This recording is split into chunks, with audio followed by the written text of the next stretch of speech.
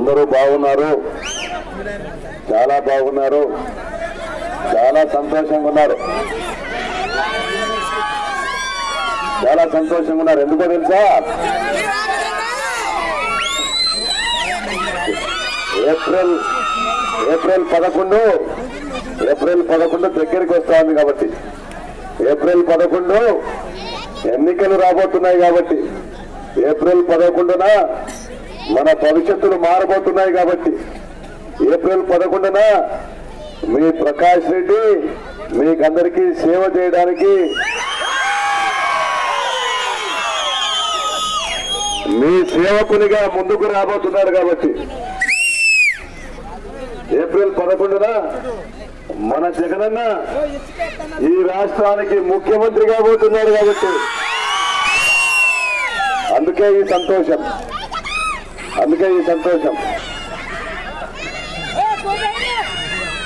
అయితే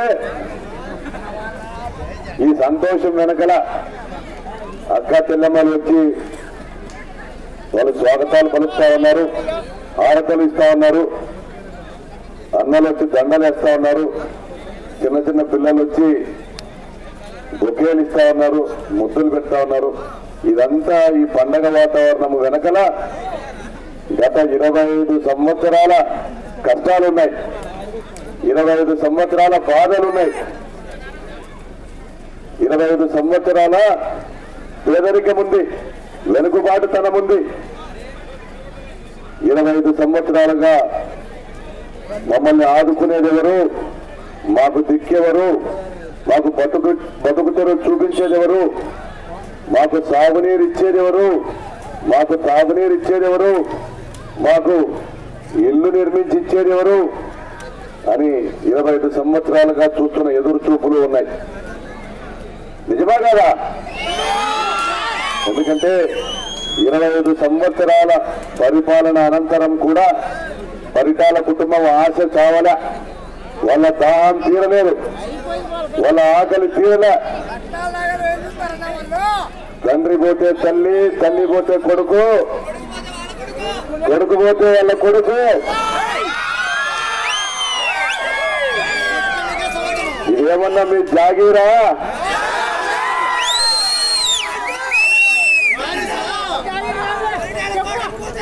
ఎన్టీఆర్ ని చూసి ఓట్లేసి గెలిపించినారు 94లో పరిటాల రవిని. రామారావు గాలి వీచింది 94లో రామారావు గాలి వీచినప్పుడు గెలిచాడు కాబట్టి ఆ రోజు నేను మొగన్ నడిపించుకున్నాను. ఓట్లేసి గెలిపించింది బీసీ ఎస్సీనే. అయితే ఇదంతా మా గొప్పతనము, మా దొరతనం అని చెప్పుకున్నారు. తర్వాత ప్రత్యర్థులు లేకుండా చేసుకుని గెలుస్తూ వచ్చినారు. ప్రత్యర్థి అనేవాడు కనపడనీయలే, ప్రత్యర్థి అనేవాడు ముందర నిలబడనీయకుండా చేసుకున్నారు, ఎదురు రాకుండా చేసుకున్నారు, ఎదురు లేకుండా చేసుకున్నారు. ఒక అరాచకపు పాలన చేసినారు. ఎంతసేపు మీ ఆధిపత్యం నిలబెట్టుకోవడము, మీ పదవి నిలబెట్టుకోవడము, మీ ఆదాయాలు పెంచుకోవడము, మీరు మీ పిల్లల భవిష్యత్తు గురించి ఆలోచన చేయడం తప్ప ఈ పెనుగొండ రాప్తాడు నియోజకవర్గాల ప్రజల గురించి ఏమైనా ఆలోచన చేశారా అని ప్రశ్నిస్తాను ఆ పరిటాల కుటుంబాన్ని. మీకు ఇన్నిసార్లు ప్రజలు అవకాశం ఇచ్చారు. చాలా అదృష్టవంతులకు తప్ప ఎవరికి దక్కని అవకాశం 25 సంవత్సరాలు ఇచ్చినారు. పరిటాల రవీంద్ర కార్మిక మంత్రిగా ఉన్నప్పుడు అతని గొప్ప విజయాలు చెప్తా, వీళ్ళు సాధించిన ఘన విజయాలు చెప్తాను. పరిటాల రవీంద్ర కార్మిక మంత్రిగా ఉన్నప్పుడు ఆయన సొంత మండలము రామగిరిలోని 3000 మంది కార్మికులకు ఉపాధి కలిగించేటువంటి బంగారు గనులు మూత వేయించిన చరిత్ర ఆయనది. ఎందుకంటే కార్మికులు బతుకుతా ఉంటే చూడలేని పరిస్థితి, వాళ్ళు 3 పూటలా తిండి తింటా ఉంటే ఓర్చుకోలేని పరిస్థితి. మాకు మీతో పని ఏముంది, మా ఉద్యోగాలు ఉన్నాయి, మా గనులు ఉన్నాయి, మేము స్వతంత్రంగా మేము బతుకుతామంటే ఓర్వలేని పరిస్థితి. ఆయన భార్య పరిటాల సునీతమ్మ స్టోర్లకు మంత్రిగా ఉండింది మొన్నటి వరకు. సివిల్ సప్లైస్ మినిస్టర్ అంటే పౌర సరఫరాల శాఖ మంత్రి, అంటే రేషన్ షాపులకు స్టోర్లకు మంత్రి. రాజశేఖర రెడ్డి గారు ఉన్నప్పుడు మనకు బియ్యంతో పాటు 9 వస్తువులు ఇచ్చేవాళ్ళు స్టోర్లలో. ఏమేమి ఇచ్చేవాళ్ళు? బియ్యము, గోధుమలు, బ్యాళ్ళు, చక్కెర, కిరోసిన్, ఇంకా చింతపండు, ఉప్పు, మిరపకాయ, ఈ రకంగా 9 వస్తువులు ఇచ్చేవాళ్ళు. అన్నీ ఇస్తాను. కనీసం ఒక 15 రోజులు తిండి గింజలు వచ్చేటివి. వచ్చేదమ్మా 15 రోజులు తిండి గింజలు వచ్చేటివా? నిజం చెప్పాలా, నేను అడుగుతానని కాదు. 15 రోజులు తిండి గింజలు వచ్చేటివి. ఎంపీటీసీ నరసింహులు వేదిక రావాల్సింది కోరుతున్నా. ఇప్పుడు ఈమె స్టోర్లకు మంత్రిగా వచ్చినాక బియ్యం తప్ప మిగిలినవన్నీ కూడా రద్దుపరిచింది, మాఫీ చేసింది. బియ్యం తప్ప మిగిలినవన్నీ కూడా మాఫీ చేసింది. అయిపోయి ఆ స్టోర్ల మంత్రిగా బాగా సంపాదించుకుంది. కందుకూరులో 400 మంది వాల్మీకులు ఆడ ఎఫ్సిఐ గోడౌన్ లో అమాలీలుగా పనిచేస్తుండే వాళ్ళు 25 సంవత్సరాల నుంచి. ఆ 480 మంది వాల్మీకులకి నెల 15 నుంచి 20 వేలు జీతాలు వచ్చేది. వాళ్ళు సంతోషంగా బతికే వాళ్ళు. వాళ్ళ పిల్లలు కూడా పెద్దగా చదువుకున్నారు. బాగా వాళ్ళు రాజశేఖర రెడ్డి గారి హయాంలో ఫీజు రియంబర్స్మెంట్ తో లబ్ధి పొందినారు. బాగా సంతోషంగా ఉన్నారు ఉన్న కాదు. ఆ ఎఫ్సిఐ గోడౌన్ మీద ఆధారపడి ఇంకా కొన్ని అంగళ్ళు అవి ఇవి వచ్చేవి అక్కడ. అయితే ఈమె మంత్రి అయిన తర్వాత ఆ ఎఫ్సిఐ గోడౌన్ కందుకూరులో ఉంది, అనంతపురం దగ్గర ఉంది. అక్కడి నుండి బియ్యం సరఫరా చేయాలంటే మండలాలకు తక్కువ అంచనాలతో కాంట్రాక్టులు ఉన్నాయి, ఎక్కువ లాభం రావడంలే. అంటే 25 ఏళ్ల నుంచి ఈ జిల్లాలో బియ్యం ట్రాన్స్పోర్ట్ చేసేది వీళ్ళే. ఈ జిల్లాలో స్టోర్ బియ్యము ట్రాన్స్పోర్ట్ చేసేది వీళ్ళే. తక్కువ ఆదాయం వస్తుందని ఆ గోడౌన్ మూసేయించి నంద్యాల నుంచి ట్రాన్స్పోర్ట్ మొదలు పెట్టారు. లారీలతో తోలేదు. నంద్యాల 200 కిలోమీటర్ల దూరంలో ఉంది. ఇక్కడ 20 కిలోమీటర్ల దూరంలో ఉండే గోడౌన్కి 200 కిలోమీటర్ల దూరంలో ఉన్న గోడౌన్కి తేడా ఉంటుంది కదా. ఖర్చు ఎక్కువైతుంది కదా. ఆ ఖర్చు ఎక్కువైతుంది ప్రభుత్వానికి. అది తోలేది నేనే కాబట్టి నాకు ఆదాయం పెరుగుతుంది అనేసి ఈ ఎఫ్సిఐ గోడౌన్ మూసేసి ఆమె నంద్యాల నుంచి తోలడం మొదలుపెట్టింది. వాళ్ళ కాంట్రాక్టరు మొదలు పెట్టాడు. అంటే ఆమె ఆదాయం కోసము ఎవరినైనా బలిపెట్టే మనస్తత్వం. ఇదే పియ్యాలేరులో 300 కుటుంబాలు, వాల్మీకుల కుటుంబాలు చేపల చెరువు మీద బతికేవాళ్ళు. గత 5 సంవత్సరాలుగా 144 సెక్షన్ పెట్టింది. ఆ చేపల చెరువులో చేపలు పట్టనీయడంలే, వాళ్ళని కూడా అడ్డుకుంది. అదే ఎస్కే యూనివర్సిటీలో 300 మంది ఫ్రీ ఫుడ్ వర్కర్స్, అంటే ఆ మెస్సులో పనిచేసేదానికి వాళ్ళు 300 మంది భోజనం పెడితే తిని పనిచేస్తారు. వాళ్ళు మెస్సులో 300 మంది వాళ్ళ పొట్టలు కొట్టి ఆడ ఒక అవుట్సోర్సింగ్ ఏజెన్సీ ఇచ్చి ఆ అవుట్సోర్సింగ్ ఏజెన్సీ అక్కడ ఉద్యోగాలు అమ్ముకుంది. ఆ అవుట్సోర్సింగ్ ఏజెన్సీ ఎవరిదో కాదు, ఈమె తమ్ముందే. ఆత్మకూరులో ఒట్టేర్లు గత 50 సంవత్సరాలుగా ఆత్మకూరు బండ మీద రాళ్ళు కొట్టుకొని బతికే వాళ్ళు 200 కుటుంబాలు. ఈరోజు ఈమె తమ్ముడు, ఈమె బంధువు వాళ్ళు అక్కడ బండను ఆక్రమించుకొని కంకర్మిషన్ వేసినారు. ఆ బండను ఆక్రమించుకొని వాళ్ళు కంకర్మిషన్ వేసేటప్పటికీ ఆ బండ పైన ఆధారపడ్డ ఒడ్డర్లకంతా కూడా బతుకుదరువు లేకుండా పోయింది.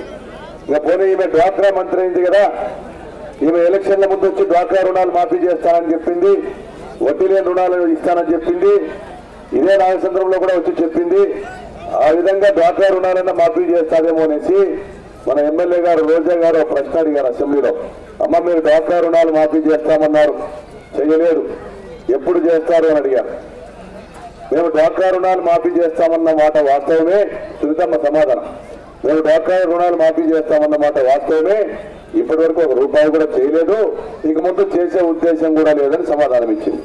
అంటే ఓట్లు వేసేటప్పుడు మాత్రము రుణాలు మాఫీ, ఆచరణలోకి వచ్చేటప్పటికి హామీలు మాఫీ, చెప్పిన మాటలన్నీ కూడా దానిని మాఫీ చేయడమే. మేము చెప్పినాము, ఈరోజు తప్పుతా ఉన్నాము, మేము ఆశ పెడతాము, తర్వాత పని చేయము అనేసి వాళ్ళు మోసం చేశారు పరిటాల కుటుంబం.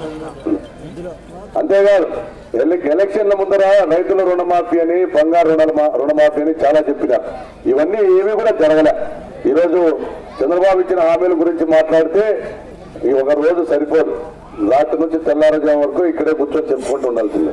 ఆయన గురించి మాట్లాడటము, ఆమె గురించి మాట్లాడటము అనేది ఆయన గురించి మాట్లాడటము ఆమె గురించి మాట్లాడటం అనేది టైం వేస్ట్, నోరు గప్పు. ఎందుకంటే 25 ఏళ్ళు వాళ్ళు ఏం చేయలేదని తెలుగుదేశం పార్టీ వాళ్ళే బయటకు వస్తా ఉన్నారు.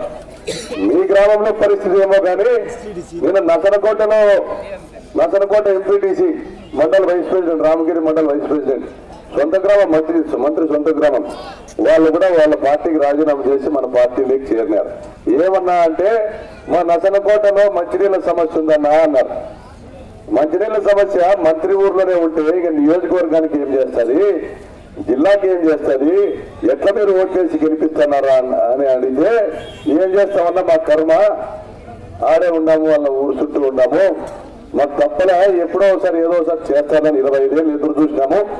25 ఏళ్ళు ఎదురు చూపునే సరిపోయినాయి, మా భుజాలు నొప్పిస్తున్నాయి, వాళ్ళని భుజాల మీద మోసి మేము బీసీలు ఎస్సీలంతా ఇప్పుడు ఎవరు వాళ్ళ మాట వినేటట్లేరన్నా, అందుకే బయటకు వచ్చేసినాము, మీ పార్టీలో చేరాలని వచ్చినాము అని స్వచ్ఛందంగా వచ్చి చేరినాడు. ఇది వాళ్ళ బతుకులు, వాళ్ళ ఆదాయము. నసనకోట ముత్యాలమ్మ పైన ఆదాయం కావాలా, నసనకోట ముత్యాలమ్మ పైన ఆదాయం కావాలా, మాదాపురం గుట్టల పైన ఆదాయం కావాలా, ముత్యాలంపల్లి గుట్టల మీద ఆదాయం కావాలా. రామగిరి బంగారు గనులు డబ్బులు కట్టింటే ఆ రోజు కూడా బంగారు గనులు నిలబెట్టుండే వాళ్ళే. ఇదే Telugu Desam party MP TJ Venkatesh రామగిరిలో గాలిమరలు పెడితే లాస్ట్ గా గాలిమరల ఫ్యాన్లను దాని పరికరాలను అన్ని కూడా గుజరీకి అమ్మేసినారు తెలుగుదేశం పార్టీ నాయకులు దొంగతనంగా ఎత్తుకొని వచ్చి రామగిరిలో. లేపకుంటలో కూడా ఈ మధ్యన ఒక ఎఫ్ఐఆర్ రికార్డ్ అయింది, కేసు నమోదైంది. తెలుగుదేశం పార్టీ నాయకులు ఆ గాలిమరల సంస్థ వాడు డబ్బులు ఇవ్వకపోతే వీళ్ళ మనుషులు పోయి ఆడ జనరేటర్ ఇతర వస్తువులు ఏవో ఎత్తుకొని పోయినారు, సుమారు 2-3 కోట్ల విలువైన వస్తువులు. మళ్ళీ అది కేసు కట్టి అవి వెనక్కి తెప్పించి మళ్ళీ ఆ కంపెనీకి అప్పచెప్పిన దానికి మళ్ళా ఈమె కొడుకు కమిషన్లు. గాలిమరల దగ్గర కమిషన్లే, పక్కన కర్ణాటకలో సోలార్ దగ్గర కమిషన్లే. ఇప్పుడు ఆరుకొత్తపల్లిలో బీసీలు ఎస్సీలు భూములన్నీ లాక్కొని ముత్తంకుంట ఆరుకొత్తపల్లిలో అవి వీళ్ళ బంధువుల పేర్లతో రికార్డ్ చేసి దానికి వచ్చే ఎకరాకు 15 లక్షలు వస్తే ఆ డబ్బులు స్వాహా చేశారు. అనేక చోట్ల ఇదే ముష్టికోవులు కావచ్చు, అనేక చోట్ల రామగిరి, కనగానపల్లి, ఆత్మకూరు మండలాల్లో గాలిమరల్లో బీసీలు ఎస్సీల భూముల్లో గాలిమర పడితే రాత్రికి రాత్రి ఆన్లైన్ లో ఆ బీసీ ఎస్సీ పేరు పోయి వీళ్ళ బంధువుల పేర్లు ఎక్కుతాయి దాంట్లో ఆన్లైన్ లో ఎంఆర్ఓ ఆఫీస్ లో. అంటే భూమి తారుమారైతే వాళ్ళ పేరు నుంచి వీళ్ళ పేరుకి. ఏమన్నా మేము మీ పార్టీనే కదా అని ఎవరన్నా పోయి అడిగితే నీకు భూమే కదా కావాల్సింది, ఆ గుట్టలో 2 ఎకరాలు రాయిస్తే తీసుకోపో, దీనికి మాకు 15 లక్షలు వస్తుంది, మాకు కావాలి, మేము ఎలక్షన్ లో ఖర్చు పెట్టినాం. అంటే కష్టం చేసేదానికి, నష్టపోయేదానికి, కరువుకు, ఊరు ఇడిచిపెట్టేదానికి, వలసలు పోయేదానికి బీసీ ఎస్సీ రైతుల దాని మీద 10 లక్షలు 15 లక్షల ఆదాయం వస్తాడంటే అది మీకు కావాలా? మీ ఊరు చుట్టూ గ్రానైట్ క్వారీలన్నీ కూడా మీకు ఆదాయ వనరులుగా కావాలి. బెంగళూరు కంపెనీలు వచ్చి 25 ఏళ్లుగా గ్రానైట్లు తీసుకొని పోతా అంటే మీకు నెల కమిషన్లు రావాలి, కానీ మీ గ్రామాలు అభివృద్ధి కాకూడదు. ఇదే సుబ్బరాయనపల్లిలో గ్రానైట్ కంపెనీ వాళ్ళు వచ్చి ఆ క్వారీలు చేస్తా ఉంటే వాళ్ళ దగ్గర కమిషన్ల కోసం తరిమి కొట్టినారు వాళ్ళని కూడా. గంగినేపల్లిలో కూడా ఇదే పరిస్థితి.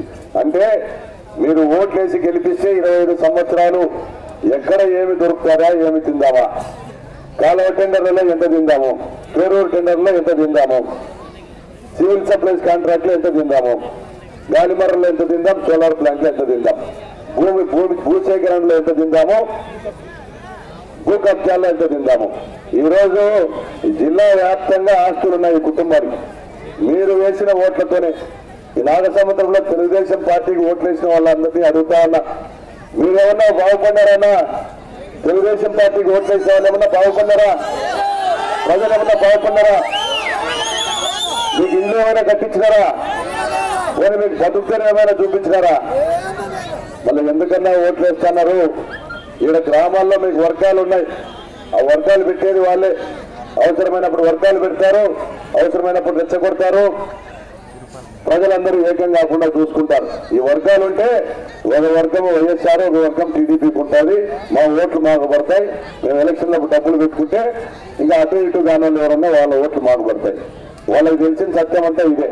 25 ఏళ్ల నుంచి డబ్బు, దౌర్జన్యము, ఎన్నికల ముందు తప్పుడు హామీలతో వాళ్ళు గెలుస్తా ఉన్నారు. నేను ఒకటే అడుగుతా ఉన్నా, రాజశేఖర రెడ్డి గారు ఆరోగ్యశ్రీ తెచ్చినారు, ఫీజు రియంబర్స్మెంట్ తెచ్చినారు. రైతు రుణాలు మాఫీ చేసినారు, పావుల వడ్డీ రుణాలు తెచ్చినారు, ఉచిత కరెంట్ ఇచ్చినారు, 48 లక్షలు ఇందిరమ్మ ఇల్లు ఇచ్చినారు. మరి చంద్రబాబు నాయుడు ఏం చేశాడో చెప్పుకునే దానికి ఒకటన్నా ఉంటే ఆలోచన చేశారన్నా ఎప్పుడన్నా ఏమన్నా చేశాడా? చంద్రబాబు నాయుడు ఏమీ చేసే ఉందా? ఏమన్నా చేశాడమ్మా? పెన్షన్లు కూడా తెలుగుదేశం పార్టీ వల్ల 30 ఏళ్ళు 35 ఏళ్ళు పెన్షన్లు తీసుకుంటున్నారు. ఏ పార్టీకి సంబంధం లేని వాళ్ళు 65 ఏళ్ళు 70 ఏళ్ళు 20 ఏళ్ళు కూడా పెన్షన్లు రావడంలే.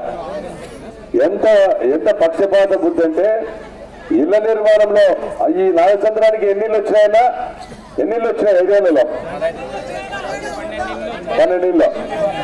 రాజశేఖర రెడ్డి గారి హయాంలో ఎన్ని వచ్చినాయి ఇళ్ళు? అప్పుడు 250 ఇళ్ళు వచ్చినాయి రాజశేఖర రెడ్డి గారి హయాంలో. ఇప్పుడు 5% 12 ఇళ్ళు వచ్చినాయి. మరి రాజశేఖర రెడ్డి గారు అభివృద్ధి చేశారా? సునీతమ్మ అభివృద్ధి చేసిందా? మరి ఇన్ని పథకాలు రాజశేఖర రెడ్డి గారు చేసినారు కదా, అటువంటి మంచి ఆలోచన ఎందుకు చంద్రబాబు నాయుడు కావడంలా?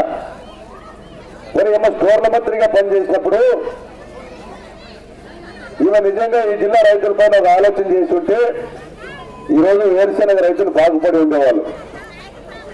వేరుశెనగ నూనెను స్టోర్లలో అమ్మితే వేరుశెనగ కాయకి ధర వస్తుంది. అయితే వేరుశెనగ నూనెను స్టోర్లో అమ్మడానికి ప్రభుత్వంలో ఉంది కాబట్టి ఆమెకు ఒక రోజు పని. నిజంగా ఆమె చేసి ఉండాలి ఆ పని. స్టోర్ల మంత్రిగా ఉన్నప్పుడు స్టోర్లలో ఏమైనా అమ్మచ్చాలా? శనక్కాయ నూనె ఆ రోజు అమ్మింటే ఆమె వస్తానే అమ్మడం మొదలుపెట్టింటే ఈరోజు శనక్కాయ నూనెకి డిమాండ్ పెరిగేది, శనక్కాయకి ధర పెరిగేది, రైతులు బాగుపడి ఉండేవాళ్ళు. అంద్రినీవా కాలువ కింద ఉన్న మన మహాసముద్రం, అంద్రినీవా కాలువ కింద ఈ మండలానికి 20,000 ఎకరాలకు నీళ్లు రావాలా. ఇదే నాగసముద్రం పొలానికి 4,000 ఎకరాలకు నీళ్లు పారాల. మీ నాగసముద్రం పొలానికి 4,000 ఎకరాలకు నీళ్లు పారాల. 4,000 ఎకరాలకు నీళ్లు ఎట్లా పోతాయప్ప అంటే పిల్లకాలువల ద్వారా పారాల. వేడాపురం పొలానికి దాదాపు 4,800 ఎకరాలు నీళ్లు పారాల. పులేటిపల్లికి 1,800 ఎకరాలు నీళ్లు పారాల. కనుముక్కలకు 1,800 ఎకరాలు నీళ్లు పారాల. చెన్నై కొత్తపల్లికి 1000 ఎకరాలు నీళ్లు పారాల. ఈ రకంగా 20,000 ఎకరాలు నీళ్లు పారాలి ఈ మండలం. మళ్ళీ 5 ఏళ్ళు ఏం చేస్తాంది? ఈ నీళ్లు పారకానికి కావలసిన పిల్ల కాలువల నిర్మాణాన్ని రద్దుపరిచింది. అంటే మీ చేన్లకి ఈమె మంత్రి అనుకోనంటే మీ చేన్లకి 5 ఏళ్ల కిందే నీళ్లు వచ్చిండొచ్చు. మీ చెరువుకు నీళ్లు కాదు. చెరువు కింద ఆయకట్టు 300 ఎకరాలు 400 ఎకరాలు ఉంటుంది. చెరువు కాకుండా మిట్ట భూములకే నీళ్లు వచ్చేదానికే రాజశేఖర రెడ్డి అంద్రినీవా తీసుకొచ్చింది. నేను ఒకటే అడుగుతా ఉన్నా, ఒక అవకాశం ఇవ్వమని అడుగుతా ఉన్నా. రాజశేఖర రెడ్డి గారు అంద్రినీవా తీసుకొచ్చింది రాప్తాడు నియోజకవర్గానికి 76,000 ఎకరాలకు నీళ్లు ఇవ్వాలని తీసుకొని వచ్చినారు. 76,000 ఎకరాలకు నీళ్లు ఇవ్వాలని తీసుకొని వచ్చినారు రాజశేఖర రెడ్డి గారు. పిఏవిఆర్ కుడికాల కింద కూడా 50,000 ఎకరాలకు నీళ్లు రావాలి. జగన్మోహన్ రెడ్డి గారిని అడిగాం రాప్తాడు సభలో, అయ్యా మీరే మా దిక్కు, మా రైతులకు వరుసగా 5 ఏళ్లు కరువు, 224 మంది ఆత్మహత్యలు చేసుకున్నారు. దాంతో మా రాప్తాడు నియోజకవర్గంలో 16 మంది చనిపోయినారు. రాప్తాడు నియోజకవర్గంలో గత 25 సంవత్సరాలుగా పరిటాల హయాంలో సంవత్సరానికి 1000 మంది ఊర్లో వదిలిపెట్టిపోయినారు. 25,000 మంది ఊర్లో వదిలిపెట్టిపోయినారు. మాకు నీళ్లు ఇస్తే మేము బతుక్కుంటాము అని ఆయన ఒకటే చెప్పినారు, మన ప్రభుత్వం రాగానే మీ అందరి ఆశీర్వాదంతో మనందరి ప్రజాప్రభుత్వం రాగానే ఈ రాప్తాడు నియోజకవర్గానికి 1,00,000 ఎకరాలకు నీళ్లు ఇస్తామన్నారు జగన్మోహన్ రెడ్డి గారు. అందులో మీ వాటాగా 4,000 ఎకరాలకు నీళ్లు వస్తాయి నాగసముద్రం పొలానికి. డ్వాక్రా మహిళలకు ఉపాధి కల్పిస్తామన్నారు జగన్మోహన్ రెడ్డి గారు. డ్వాక్రా మహిళలకు రుణాలు మాఫీ చేస్తూ వడ్డీ లేని రుణాలు ఇస్తామన్నారు. ఇప్పుడు ఉన్న అప్పులేవి కూడా మీరు కట్టాల్సిన పని లేదు. జగనన్న ముఖ్యమంత్రి అయితే ఇప్పుడున్న అప్పులేవి మీరు కట్టాల్సిన పని లేదు. మళ్ళీ ఆ డబ్బులన్నీ జగనన్ననే కట్టేస్తాడు. అప్పులన్నీ కట్టేసి మళ్ళీ కొత్త రుణాలు ఇస్తారు, వడ్డీ లేని రుణాలు. అంతేకాకుండా మీకు ఇల్లు లేని వాళ్ళందరికీ ఇల్లు కట్టించి మీ చేతికి ఆ పత్రాలు అప్పచెప్తారు. ఇల్లు మీ పేరుతో రిజిస్ట్రేషన్ చేసి ఆ మహిళల పేరుతో రిజిస్ట్రేషన్ చేసి పత్రాలు అప్పచెప్తారు. అంతేకాకుండా పెళ్లి కావాల్సిన అమ్మాయిలకు వాళ్ళ పెళ్లి కానుకగా 1,00,000 రూపాయలు ఇస్తారు జగన్మోహన్ రెడ్డి గారు. అంతేకాకుండా 45 సంవత్సరాలు దాటిన అక్కగారికి 75,000 రూపాయలు ఉచితంగా ఇస్తారు. రైతులకు బోర్లు ఉచితంగా ఇస్తారు. ఆ బోర్లకు మోటార్లు బిగించి స్టార్టర్ పెట్టని కూడా అప్పచెప్తారు. ఇన్ని రకాలుగా మేలు చేసే కార్యక్రమాలు చేస్తానంటా ఉన్నారు జగనన్న. మహిళలు తమ కాళ్ళపై తాము నిలబడేదానికి డైరీలు ఏర్పాటు చేస్తామంటున్నారు, కుట్టు పరిశ్రమలు ఏర్పాటు చేస్తామంటున్నారు. ఇవన్నీ కూడా మనం సాధించుకోవాలంటే మన కోసం కష్టపడతా ఉన్నాడు మన రాజన్న బిడ్డ.